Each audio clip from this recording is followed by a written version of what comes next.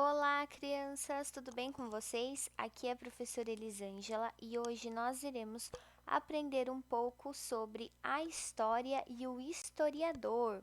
Então, peguem aí o quarto roteiro pedagógico, a atividade número 15 de História. Vamos fazer a leitura juntos desse texto. A história e o historiador. Estudar o passado, observando o que mudou e o que se manteve ao longo do tempo, nos ajuda a entender o presente. Por exemplo, para compreender melhor as escolas atuais, nós procuramos saber o que mudou e o que permaneceu nelas ao longo do tempo. Esse é o trabalho do historiador. Ele é o profissional que pesquisa, analisa as sociedades de diferentes épocas e lugares, investigando as diversas pistas deixadas por elas. Essas pistas são chamadas de fontes históricas.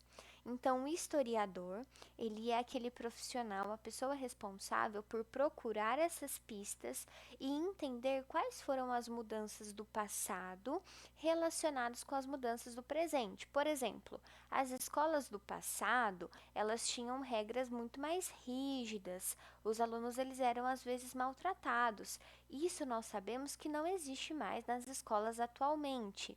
Além disso, houve uma época em que meninos e meninas não estudavam juntos, e agora nós sabemos que isso é feito de maneira diferente, que eles estudam juntos, que vocês têm amigos, têm amigas. Todas essas mudanças, elas foram descobertas por conta das fontes históricas, que são essas pistas que o historiador, ele estuda, ele pesquisa.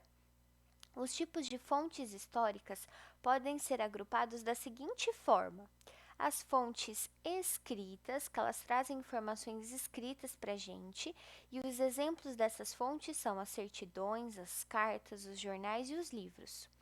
Nós também temos as fontes orais. Elas são informações transmitidas de forma oral, são entrevistas e depoimentos. E nós temos também as fontes iconográficas. É uma forma de linguagem visual que usa imagens para representar determinado tema.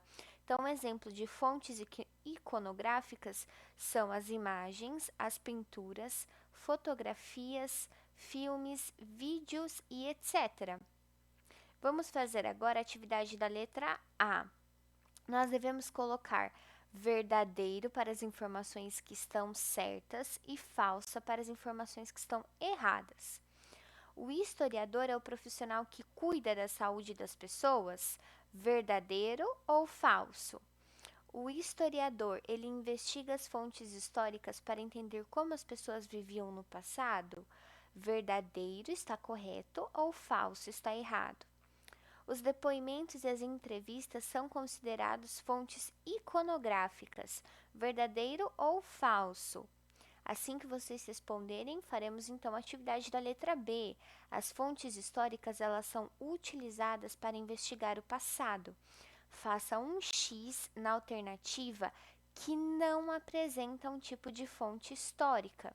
Então, por exemplo, qual dessas fontes que estão aqui que não representa uma fonte histórica, que não nos ajuda a entender as diferenças entre o passado e o presente? A fonte oral, a fonte escrita, a fonte iconográfica ou a fonte da juventude? Vamos agora para a atividade da letra C. Complete no quadro seguir, organizando as fontes históricas de acordo com o tipo a que pertence. Então, lá no texto, nós vimos que existem três tipos de fonte: as fontes escritas, as fontes orais e as fontes iconográficas. As fontes escritas normalmente são jornais, livros e cartas.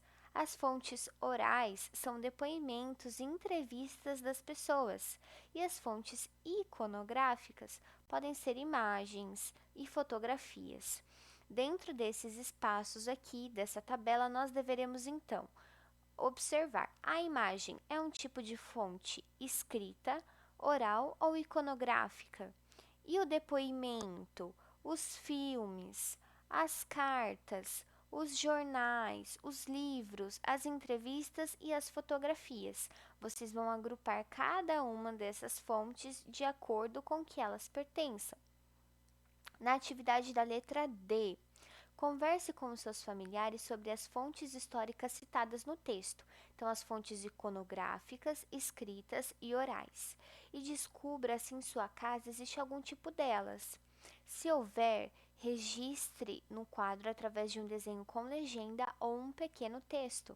Lembrando que essas fontes que estão citadas aqui podem se relacionar com a sua história, com a história da sua família. Então, se na sua casa tem aí alguma fotografia de quando você era bebê, se tem algum jornal antigo, se a sua família guarda cartas, né, dos avós, bisavós, de algum tempo um pouco mais distante, você pode registrá-la aqui.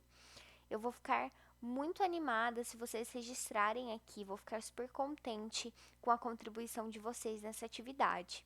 Eu espero que essas orientações tenham ajudado você e a sua família na realização das atividades. Qualquer dúvida eu estou à disposição.